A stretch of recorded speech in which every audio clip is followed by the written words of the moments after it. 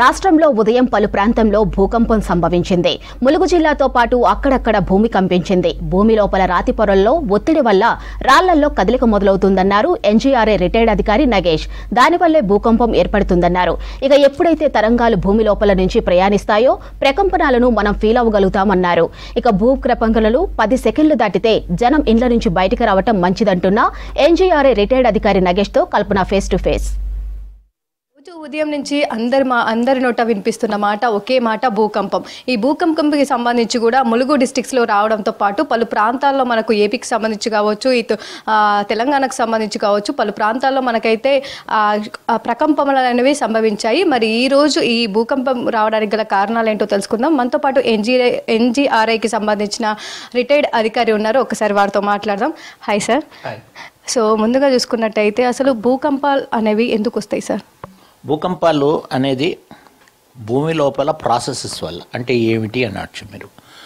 భూమి పైన మనకు ఒక 16 పలకలు ఉన్నాయి.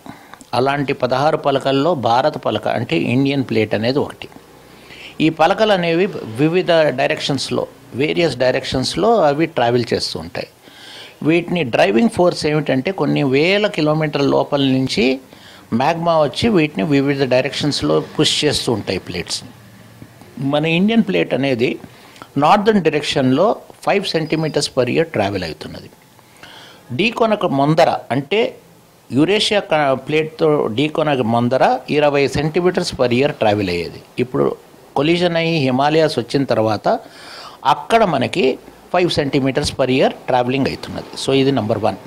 నెంబర్ 2, ఆ ఒత్తిడి ఏదైతే ఈ ప్లేట్ బౌండరీ దగ్గర అవుతుందో అది ప్లేట్ లోపల ఇంటీరియర్ అంటే మనం ఇప్పుడు ఏదైతే లోపల ఉన్నామో సౌత్లో మొత్తం ఇండియన్ ఓషన్ వరకు ఈ స్ట్రెస్సెస్ ట్రావెల్ అవుతూ ఉంటాయి. భూమి లోపల మనకి రాతి పొరలలో ఫాల్ట్స్ అంటే బ్రేకేజెస్ ఉంటాయి. ఆ ఫాల్ట్స్లో ఈ ఒత్తిడి ఎప్పుడైతే అక్యూములేట్ అవుతుందో ఆ ఒత్తిడి, ఆ రాళ్ళు ఏవైతే నేబర్హుడ్లో ఉన్న రాళ్ళ శక్తి అధిగమిస్తుందో అక్కడ ఒక కదలిక అవుతుంది. ఆ కదలికే భూకంపం అంటారు. ఆ భూకంపం అవతరించిన తర్వాత దాని నుండి ఏర్పడి తరంగాలు ఏవైతే విస్తరిస్తాయో వాటిని సైస్మిక్ వేవ్స్ అంటారు. ఈ ప్రకంపనలు అనేది మేము అందరం ఏదైతే పొద్దున్నుంచి వింటున్నామో, హైదరాబాద్లో ఫీల్ అయ్యారు, విజయవాడలో ఫీల్ అయ్యారు, వేరే చోట ఫీల్ అయ్యారు. ఈ సైస్మిక్ తరంగాలు ఎప్పుడైతే భూమి లోపల నుంచి ట్రావెల్ అవుతూ మనకు వెళ్తాయో ఈ ప్రకంపనలు మనం ఫీల్ అవుతాం. Okay sir. మరీ ముఖ్యంగా చూసుకున్నట్టయితే ఈ భూకంపాలకు సంబంధించి, ఎర్త్క్వేక్ సంబంధించి కూడా నేలను బట్టి కూడా వస్తూ ఉంటాయి. అంటే అక్కడ ఉన్న నేలను బట్టి కావచ్చు, కొన్ని ప్లేసెస్లో కోల్ మైన్స్ ఉంటాయి, కొన్ని ప్లేసెస్లో రాళ్ళు గుట్టలు అని చెప్తూ ఉంటాం కదా. సో అట్లా కూడా సంభవించే అవకాశం ఉంటుందా? Coal mines presence is based on ఒక జియోలాజికల్ ఫీచర్. గోదావరి పరివాహక ప్రాంతం మనం ఏదైతే అంటామో, మనకి ఎక్కడైతే కోల్ డిపాజిట్స్ దొరుకుతాయో ఒక టెక్టానిక్ ఫీచర్. అంటే ఏమిటంటే ఒక పేపర్ తీసుకుని నేను సాగదీస్తే అది పలు విధాలుగా అది చిరుగుతుందన్నమాట.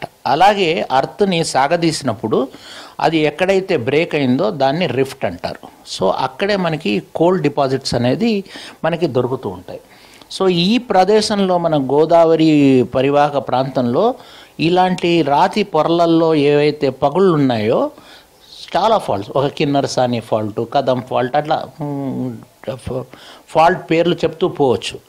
అలాంటి చోట ఒత్తిడి పెరిగినప్పుడే మనకి అలాంటి చోటే ఈ కేంద్రం ఉంది. ఏది మేడారం దగ్గర ఇవాళ పొద్దున ఏదైతే భూకంపం సంభవించిందో కేంద్రం అలాంటి ఫాల్ట్ పైనే ఉంది.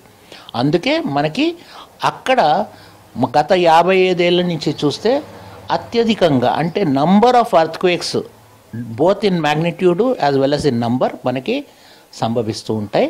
మనం రికార్డు కూడా చేసాం. Okay sir. సో ప్రజెంట్ ఈ రోజు చూసుకున్నట్టయితే కూడా మనకి వచ్చిన ఎర్త్క్వేక్ అయితే ఏదైతే ఉందో ములుగు ప్రాంతంలో వచ్చినా కూడా చాలా ప్రాంతాల్లో మనకు ప్రకంపనలు అనేవి కనిపించాయి. సో అంటే ఎందుకు ఇట్లా కనిపిస్తూ ఉంటాయి? దాంతోపాటు ఈ రోజుకి వచ్చిన దానికి సంబంధించి అప్డేట్స్ ఏంటి సార్? ప్రకంపనలు కనపడలేదు, ప్రకంపనలు ఫీల్ అయ్యారు. ఎందుకు అంటే ఇది 40 కిలోమీటర్ దూరంలో ఈ లోపల ఉంది కనుక దీని స్పీడ్ అంటే వేవ్స్ ఏవైతే జనరేట్ అవుతాయో పైకి వస్తాయో ఎనర్జీతో అవి స్పియర్ ఆఫ్ ఇన్ఫ్లుయెన్స్ ఎక్కువ ఉంటుంది. అందుకే 300 కిలోమీటర్ల రేడియస్లో మనం ఈ ప్రకంపనలు మనం వార్తలు వచ్చాయి. మనకి ప్రకంపనల వార్తలు వచ్చిన కారణం అది. సో ఇప్పుడు నేను ఏం చెప్పదలుచుకున్నాను అంటే ఇది రాతి ప్రదేశం, ఈ డెప్త్ ఎక్కువ, 5.3 కనుక ప్రకంపనలు మనకి ఎక్కువ వచ్చాయని నేను చెప్పగలుగుతాను. సో ఇప్పుడు ఏవైతే ఎర్త్క్వేక్స్ అని మనం చెప్పుకుంటూ ఉన్నామో, ఎర్త్క్వేక్స్ వచ్చినప్పుడు ఎట్లాంటి జాగ్రత్తలు తీసుకోవాలి? ఇక్కడ మనకు సంబంధించి కావచ్చు, కట్టడాలు కావచ్చు, వాటికి సంబంధించి ఎట్లా ఉండాలి? కట్టడాలమ్మా మనం తెలంగాణ, ఆంధ్ర 2 తెలుగు రాష్ట్రాలు చూస్తే సైస్మిక్ జోనింగ్ మ్యాప్ ప్రకారంగా సైస్మిక్ జోన్ 2, సైస్మిక్ జోన్ 3. ఇవాళ భూకంపం వచ్చింది సైస్మిక్ జోన్ 3లో. అంటే ఏమిటి? సైస్మిక్ జోన్ 2, 3 ఏం చెప్తుంది అంటే జోన్ 2లో ఇంత తీవ్రత కన్నా ఎక్కువ రాదు, ఇంత ప్రకంపనం ఇంత తీవ్రత కన్నా ఎక్కువ ఉండదు. అంటే 0.1G, 0.01G అంటే గురుత్వ ఆకర్షణ కన్నా ఇంత ఎక్కువ ఉంటుంది అని సైస్మిక్ జోనింగ్ మ్యాప్ చెప్తుంది. సో జోన్ 2లో మనం డిజైన్ చేసి జోన్ 3లో కూడా దాని ప్రకారంగా డిజైన్ చేస్తే భూకంపం వచ్చినా మనం భయపడే అవసరం లేదు. సో నేను చెప్పేది అంతే, మళ్ళీ ప్రజలకి, పాలకులకి ఎర్త్క్వేక్ సేఫ్టీ పైన చాలా విశ్లేషణ చేసి దానికి ఇంపార్టెన్స్ ఇచ్చి ఏవైతే అప్రూవల్స్ ఇచ్చేటప్పుడు ఈ సైస్మిక్ జోనింగ్ మ్యాప్ అనుగుణంగా ఏదైతే బ్యూరో ఆఫ్ ఇండియన్ స్టాండర్డ్స్ ఇచ్చింది దాని ప్రకారంగా మనం డిజైన్ చేసుకుంటే మనం అందరం ఈ భూకంపం గురించి మాట్లాడే అవసరమే లేదు. ప్రజలు ఎట్లాంటి జాగ్రత్తలు తీసుకోవాలి? ప్రజలు ఏమీ లేదు, ఇల్లు కట్టుకుంటుంటే ఆ జోన్ ప్రకారంగా మనం డిజైన్ చేస్తున్నామా లేదో తెలుసుకోవాలి.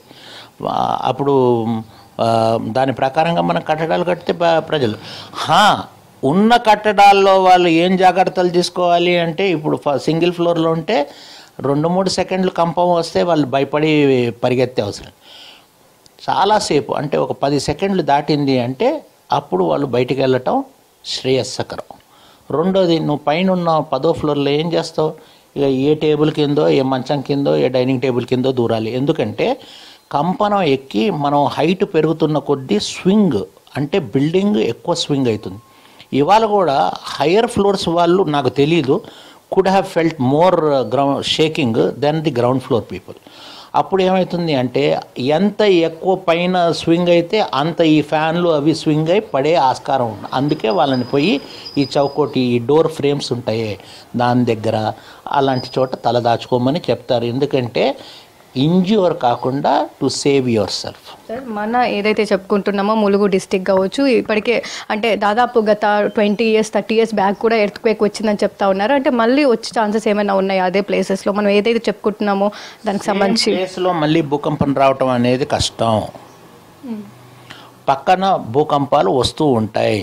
మనకి 55 ఏళ్ళ తర్వాత ఒక 100 కిలోమీటర్ దూరంలో వచ్చింది కదా, ఆ మధ్యలో కూడా చిన్న తీవ్రతతో మనకి భూకంపాలు వచ్చాయి. సో నేను చెప్పేది ఏమిటంటే you need to be very aware when these earthquakes happen and how these earthquakes happen.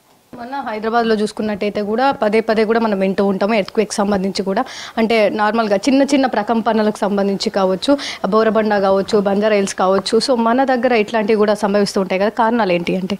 ఇక్కడ ఇవి ఏవైతే సంభవించాయో బోరబండ అవన్నీ వర్షం అంటే ఏమిటంటే పైన ఈ ఈ ఈ మనం ఈ బంజారా హిల్స్, బోరబండ ఏదైతే మాట్లాడుతున్నామో అక్కడంతా మనకి ఈ పగుళ్ళు ఉంటాయి. ఎందుకంటే రాకీ ఏరియా, రాకీ టెరెన్.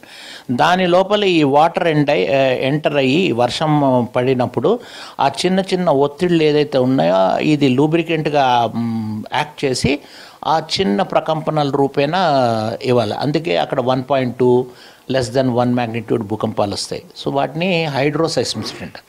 దానికి ఇవాళ వచ్చిన దానికి పొత్తు లేదు. Thank you sir. Thank you very much, very kind of you. Thank you. So చూస్తూ ఉన్నాం కదా, ఈ రోజు వచ్చిన ఎర్త్క్వేక్ అయితే మనకు చాలా వరకు ములుగు ప్రాంతంలో కావచ్చు, దాంతోపాటు ఇటు చాలా ప్రాంతాల్లోనైతే మనకు ప్రకంపనలు అయితే కనిపించాయి. సో అదేవిధంగా ఎట్లాంటి నష్టం అయితే జరగలేదని చెప్తున్నారు.